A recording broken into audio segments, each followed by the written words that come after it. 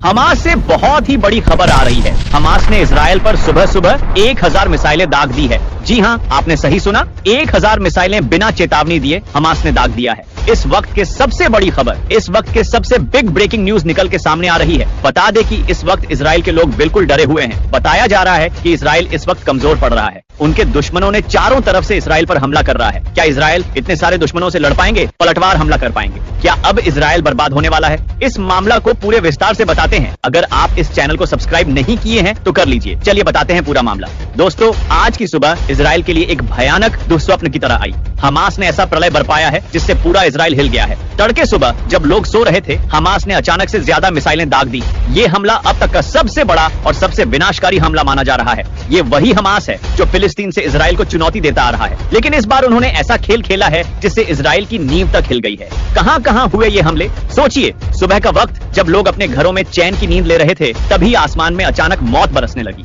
Hamas के मिसाइलों ने इजराइल के कई शहरों को अपना निशाना बनाया। तेल अवीव, अश्केलोन, बीरशेवा जैसे शहरों में हड़कंप मच गया। लोग बंकरों में छुपने के लिए भाग रहे थे, लेकिन मिसाइलों की ताबड़तोड़ बारिश से बचना मुश्किल था। पूरा इजराइल एक युद्ध क्षेत्र में तब्दील हो गया है। क्या इजराइल की रक्षा प्रणाली फेल हो रही है? इजराइल का प्रसिद्ध आयरन डोम डिफेंस सिस्टम, जिसने पहले कई बार मिसाइलों को रोककर इजराइल की सुरक्षा की है, इस बार भी एक्टिव था। लेकिन सोचिए, 100 से ज्यादा मिसाइलों की बारिश एक साथ हो रही है। ऐसे में आयरन डोम भी हर मिसाइल को नहीं पकड़ पा रहा।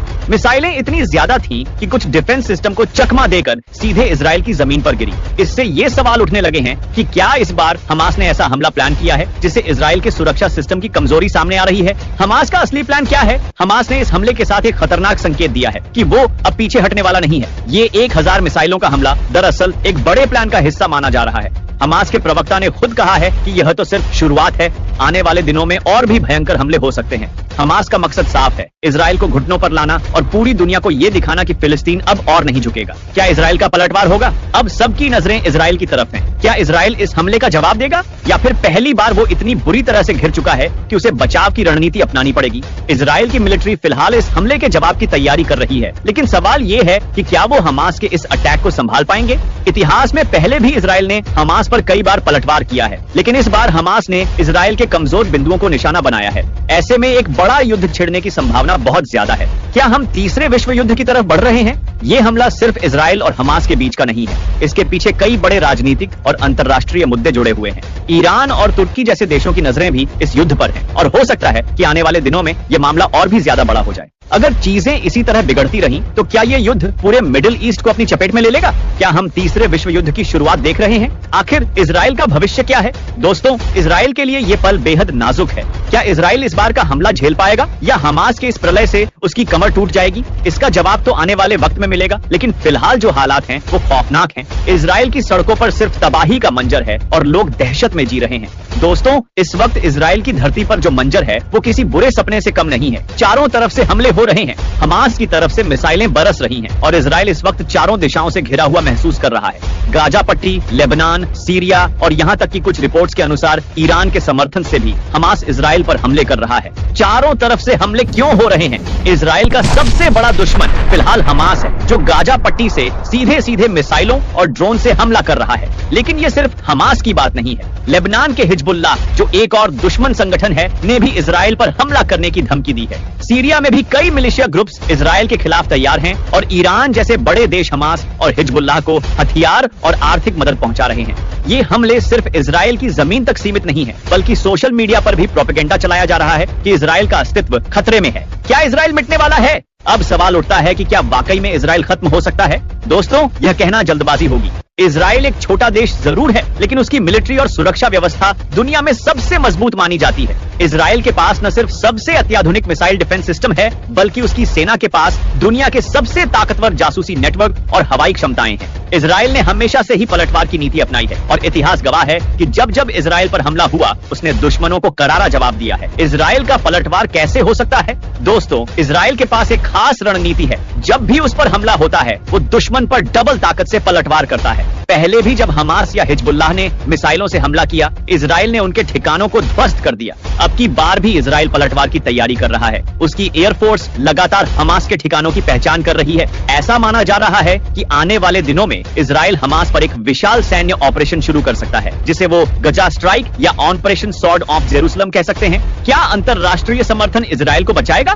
इजराइल के खिलाफ इस वक्त माहौल बहुत गर्म है, लेकिन इजराइल के पास कई मजबूत दोस्त भी हैं। अमेरिका, फ्रांस और ब्रिटेन जैसे देश इजराइल के सबसे बड़े समर्थक हैं। जब जब इजराइल पर खतरा आता है, ये देश खुलकर उसके साथ खड़े होते हैं। अमेरिका ने हाल ही में इजराइल को रक्षा मदद देने की बात की है। इसके साथ ही अंतरराष्ट्रीय मंच पर भी इजराइल लगातार अपनी स्थिति को मजबूत करने की कोशिश कर रहा है। लेकिन सवाल है कि क्या ये अंतरराष्ट्रीय समर्थन पर्याप्त होगा? क्योंकि हमास और हिजबुल्लाह जैसे संगठनों को भी ईरान और तुर्की जैसे देशों से समर्थन मिल रहा है। ऐसे में अगर ये विवाद लंबा खींचता है तो दुनिया के कई बड़े देश इस जंग में सीधे तौर पर कूद सकते हैं। क्या यह युद्ध तीसरे विश्व युद्ध की तरफ जा रहा है? दोस्तों, जो हालात बन रहे हैं वो तीसरे विश्व युद्ध की चेतावनी दे रहे हैं। हमास और हिजबुल्लाह के हमलों के बाद अगर इजराइल बड़े स्तर पर पलटवार करता है तो ईरान और तुर्की जैसे देश भी इसमें कूद सकते हैं। अमेरिका पहले से ही इजराइल के साथ है। ऐसे में अगर ज्यादा देशों ने इस जंग में हिस्सा लिया तो यह मिडिल ईस्ट का युद्ध वैश्विक युद्ध में बदल सकता है। आखिरकार क्या इजराइल बचेगा? दोस्तों, इजराइल एक ऐसा देश है जिसने हमेशा अपने अस्तित्व के लिए संघर्ष किया है।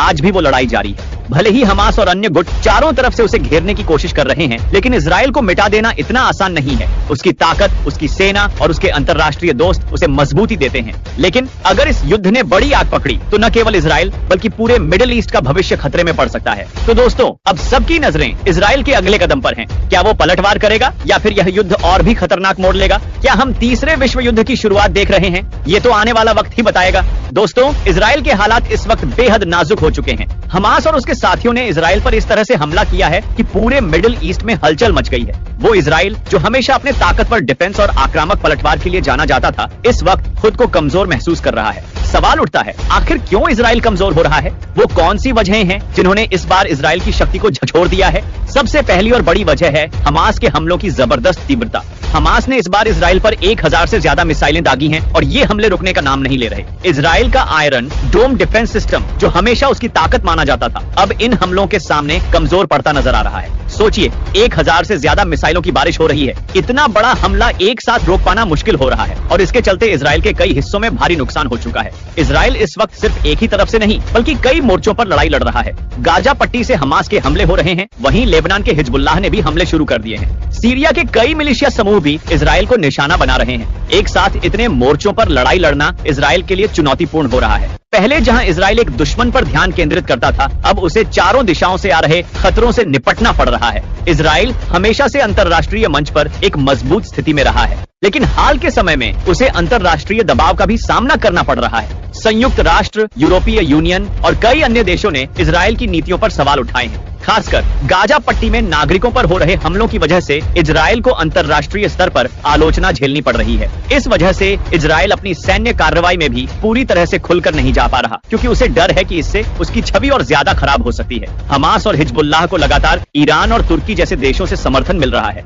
ईरान हमास और हिजबुल्लाह को हथियारों और आर्थिक मदद के साथ ही तकनीकी सहयोग भी दे रहा है। इसी के चलते हमास की ताकत बढ़ी है और वो इस बार इजराइल पर एक बड़े पैमाने पर हमला करने में सक्षम हो पाया है। यह समर्थन सिर्फ सैन्य नहीं है बल्कि राजनीतिक और रणनीतिक भी है। इसके चलते इजराइल के लिए अपने दुश्मनों को हराना और भी मुश्किल हो रहा है। इजराइल की आंतरिक राजनीति भी इस वक्त संकट में है। बेंजामिन नेतन्याहू की सरकार को घरेलू मोर्चे पर कई चुनौतियों का सामना करना पड़ रहा है। इजराइल के अंदरूनी हिस्सों में भी सरकार की नीतियों के खिलाफ प्रदर्शन हो रहे हैं। इसके चलते इजराइल की सरकार पूरी तरह से इस युद्ध पर फोकस नहीं कर पा रही है। अंदरूनी राजनीतिक अस्थिरता का फायदा हमास और अन्य दुश्मन गुट उठा रहे हैं और इस वक्त इजराइल इस घरेलू संकट और बाहरी युद्ध में खुद को बुरी तरह से घिरा हुआ पा रहा है।